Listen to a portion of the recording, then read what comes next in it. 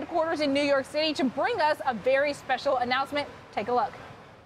All right, our next guest is an entrepreneur and venture capitalist and a professional basketball star with investments in over 15 startups, including Casper, Walker & Company, and Thrive Global. He also happens to be an NBA Finals MVP, a member of the defending champion Golden State Warriors, and the host of Cheddar's new variety show, Evenings with Andre Iguodala. Welcome to Cheddar. It's good to be here. Good to have you. So you excited about this show? I am very excited. Tell me how you got into all the investing, how you got into media, how you decided to have this kind of off-the-court career kind of so early on. Well, it's been an interesting ride. My business partner and myself, I keep telling the story, but to make it really quick, it started with an E-Trade account. Yeah. Invested in some different things, trying to just understand smart ways to handle your money. Being a professional athlete, and found myself doing a lot of tech things. One thing led to another. I was able to choose the market I would go to in free agency, and chose the Bay Area, and the off-the-court business opportunities were a big part of that. And met the right people. Learned a lot. The education part was the most important, and was able to invest in a few companies, and from there it's just grown. And what we learned is all about disruption, efficiency. Why high growth in startups? I mean, you and Rudy could have developed a plan to help players invest in index funds, right? Where people could have gotten 5 to 10% a year. Why did you choose to kind of go into high growth, early stage stuff? Was it because you felt that the players could kind of inflect the trajectory of these companies, or was it because you wanted high growth, basically? It was a little bit of both. So, more risk, but more reward. And what you're seeing now with social media, the players are becoming their own brands, and they're becoming bigger brands. You see some players who have more following than actual companies. And the influence that the players are having can make a huge difference with who they partner with, and it's becoming more strategic, and we're trying to change the way that the endorsements are being mapped out, and it's not just a check or a photo, right? The check for a photo or a commercial. Now we're starting to get equity into these companies, and the next step into kind of the new mode of athlete and their business with brands. When you look at the investments that kind of are most well known are Casper, the mattress company, Walker & Company, the personal health and beauty products company, and Thrive, which is sort of a wellness company. Why have you chosen with your portfolio to focus on sort of these consumer product or human lifestyle type companies? Well, if you look at these products, and we talked about my Twitter earlier, yeah, which is an enigma wrapped in a mystery. Your yes. Twitter, yeah. When you talk about some of these things, it's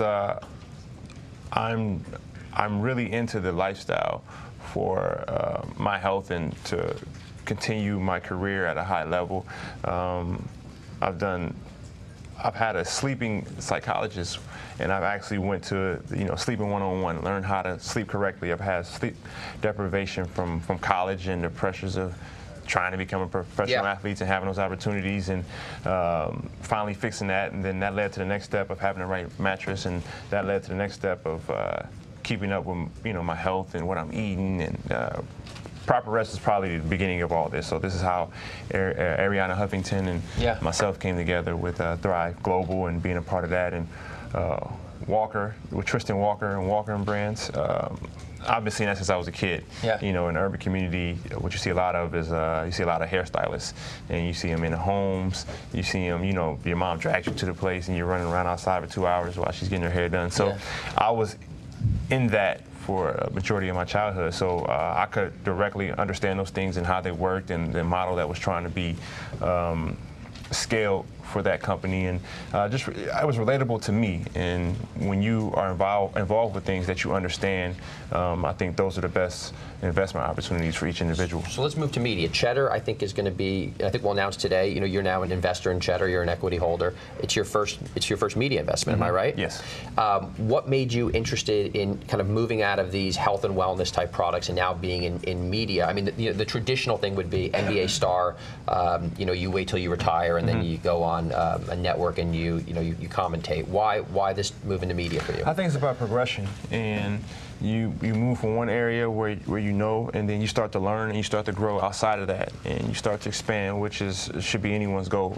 Like I said, the first thing is education. You educate yourself on what you're closest related to, and then you start to expand. You know, I was able to go to an enterprise conference last year, and that's the next step for me to understand that, which is very complex and it's very hard. And very boring. It's very boring, but very boring. But it's very exciting on the financial side. So I'm sure. Very boring on the intellectual side, and very interesting on the economic side. This will be more fun than that, I promise you. Yes, well, with the media, it was what you see there's a lot of content out there for athletes as far as your own content and how do you control it and what do you put out there on Facebook or Instagram, even Twitter or whatever social media medium. There is a lot of content, and there's YouTube as well, and guys having their own channels, and there's so many things out there that players put on other people's platforms. And for me, it was how do I get involved with something that I can control what I put out there and had a stake in that, and then could produce that, and then could use that influence of being the tech guy for not just the NBA but for sports, and influence other guys. And you go back to that, the players, we have in control of something and we're building something. And we've learned that through many CBA negotiations is what do we control and what's our ownership. And we've come a long way, and we're continuing to become a better businessman with each one. Well, Andre, we're thrilled to do the show with you. We're really excited. We're going to end this interview because we're all going to go have a meeting now to actually work on some details of this stuff. Yes. So back to you guys at the exchange. Thanks, John. That was our own John Steinberg with NBA champion and entrepreneur Andre Iguodala, and we are really looking forward to his new show here on Cheddar Evenings with Andre. I can't wait for that. Yes, we are. Obviously, two-time NBA champion, 2016 NBA Finals MVP, helping to clearly beat the Cleveland Cavaliers. That particular 2015, NBA Finals MVP, helping to get Golden State its very first championship. Andre Iguodala also recently re-signing to the team. Just a great guy. We're very excited to have him on board at our company. All right, shifting gears a little bit. It's no secret that millennial women are doing things differently than past